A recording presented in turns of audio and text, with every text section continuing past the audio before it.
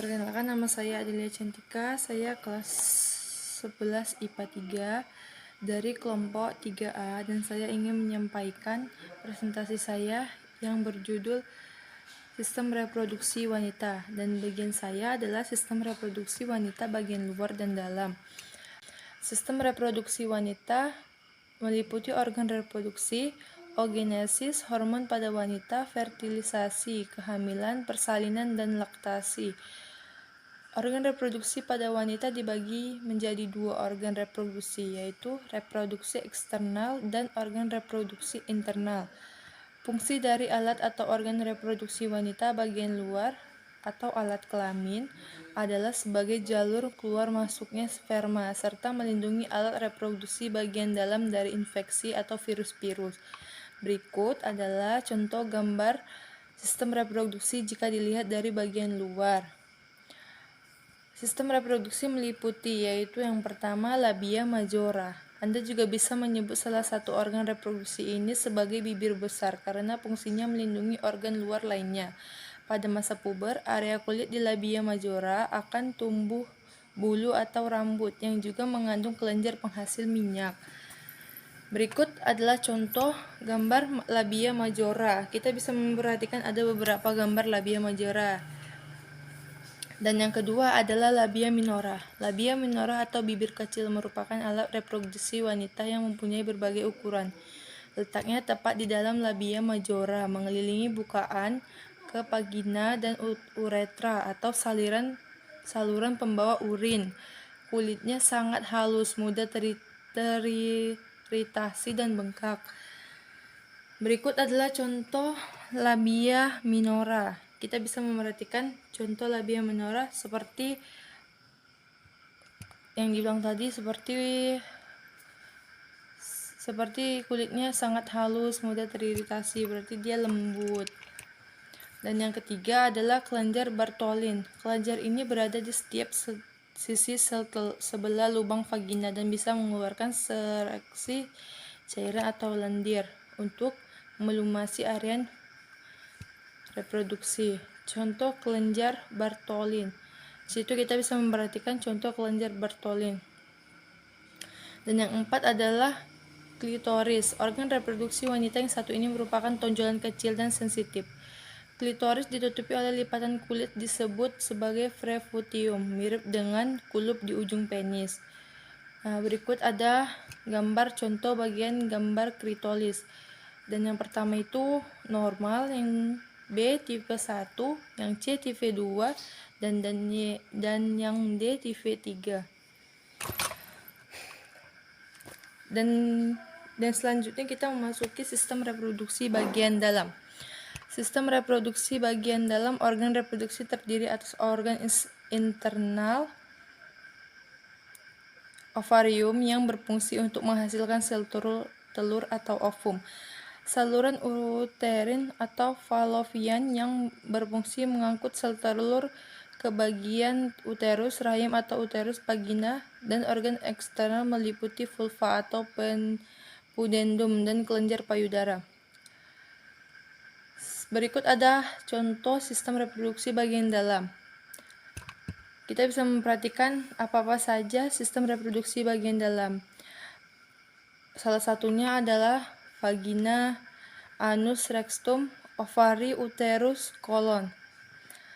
Dan yang pertama vagina. Saya akan menjelaskan tentang vagina. Vagina adalah saluran yang menghubungkan serviks atau bagian bawah rahim dengan bagian luar tubuh. Letaknya di dalam tubuh belakang kandung kemih, lebih rendah dari rahim.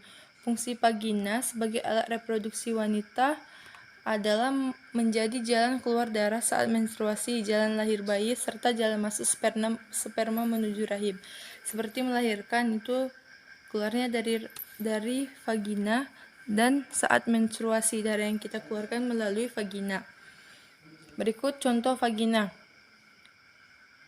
Berikut contoh gambar vagina dapat kita perhatikan. Di situ ada saluran telur, ovarium, vagina, rahim, serviks, dan endometrium. Lanjut ke ovarium. Ovarium atau indung telur berada di sisi kanan dan kiri rongga panggul yang bersebelahan dengan bagian rahim atas.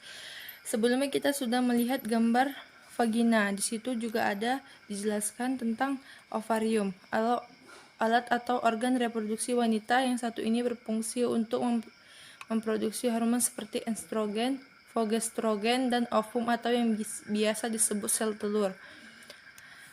Di sini juga ada contoh sel telur ovarium. Di sini banyak penjelasan tentang ovarium.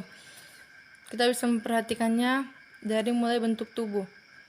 Dan yang ketiga, tubuh Fallopi. Tubuh Fallopi atau ovidum memiliki bentuk seperti saluran bercorong yang masing-masing membentang dari ujung kanan dan kiri pada rahim atas ke ujung ovarium. Organ reproduksi yang satu ini mempunyai fungsi untuk mengangkut ovum dan membawanya ke dalam infundibulum bagian ujung tubuh Fallopi menuju rahim. Berikut ada contoh gambar tubuh Fallopi. Kita bisa memperhatikannya. Di sini ada ampulla tuba, isthmus intramural, tuba Fallopi ovidum, ovarium, contract, endometrium, myometrium. Dan yang keempat adalah rahim atau uterus. Rahim adalah organ reproduksi wanita yang berongga dan bentuknya seperti buah fir. Ini adalah kayak tempat bayi jika kita mengandung. Ini merupakan rumah bagi janin yang berkembang dari mulai 1 bulan hingga 9 bulan. Ada 2 bagian rahim, yaitu serviks merupakan leher rahim, berada di bagian bawah menjadi jalan menuju vagina, serta tubuh utama rahim yaitu compress. Seperti lahiran normal itu melalui vagina dari rahim dan turun ke vagina. Dan yang kedua, corpus, area fleksibel karena bisa mengembang suatu perkembangan bayi. Ini juga merupakan saluran untuk darah menstruasi dan sperma. Di sini ada contoh rahim atau uterus. Banyak penjelasan tentang rahim dan uterus berikut ini dapat kita perhatikan. Dan yang kelima adalah leher rahim. Leher rahim atau serviks adalah organ terbentuk silinder atau tabung yang menghubungkan vagina dengan rahim.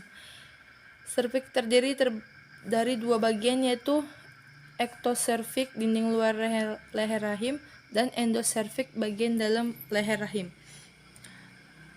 Dan berikut ada contoh leher rahim. Dapat kita perhatikan leher rahim itu seperti rahim juga sebenarnya, cuman bedanya itu leher rahim itu berada di dalam rahim.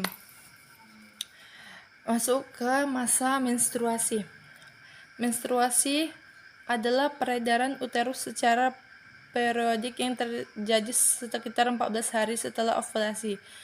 Hari pertama keluarnya darah menstruasi ditetapkan sebagai hari pertama siklus menstruasi. Menstruasi adalah keluarnya darah dari vagina yang merupakan dinding yang luruh akibat tidak terjadinya pembuahan terhadap sel telur. Nah, makanya kalau kita pertama halangan bisa disebut menstruasi. Hari pertamanya kan kita mengeluarkan darah, itu merasakan sakit perut yang disebut senggugutan, seperti itu, dan saya merasakan itu. Dan darah yang keluar sekitar seminggu atau 7 hari. Dan di sini ada siklus menstruasi. Siklus menstruasi ada rangkaian perubahan yang terjadi secara alamiah dan berulang pada sistem reproduksi perempuan, khususnya indung telur dan rahim, yang memungkinkan terjadinya kehamilan. Siklus menstruasi mencakup siklus ovarium dan siklus uterus.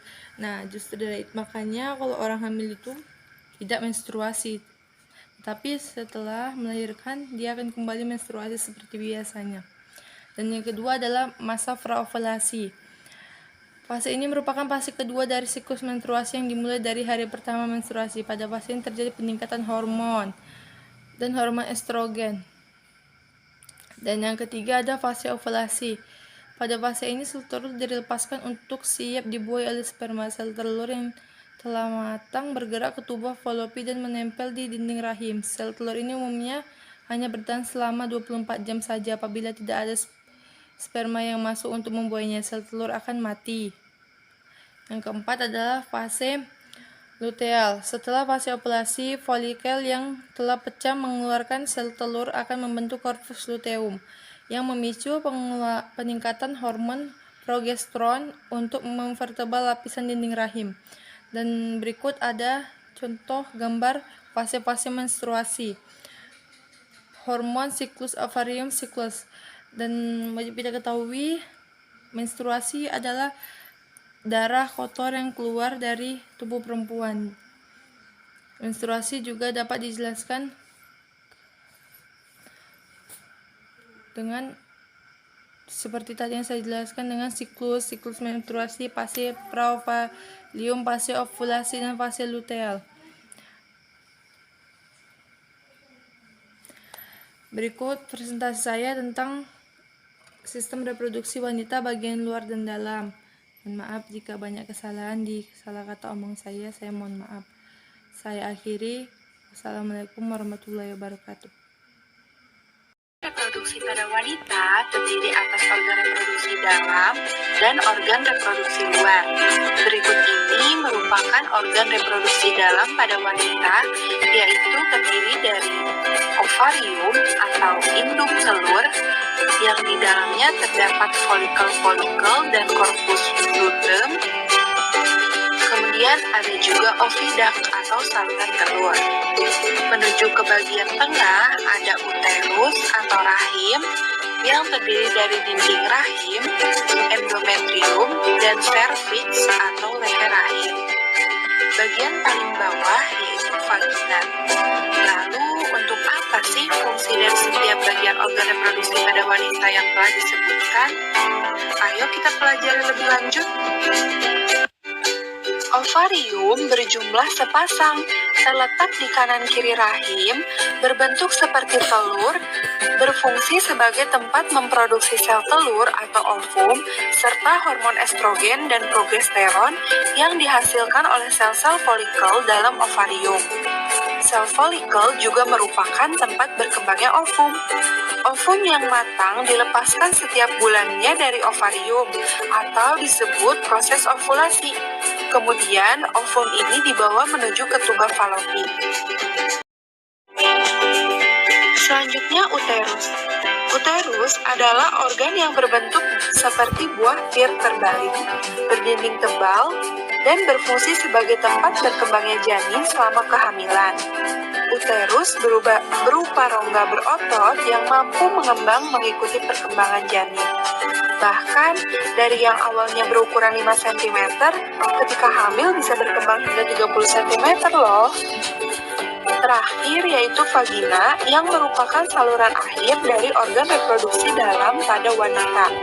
Selain menghubungkan dunia luar dengan rahim, vagina merupakan saluran darah menstruasi dan saluran tempat keluarnya bayi. Bagaimana?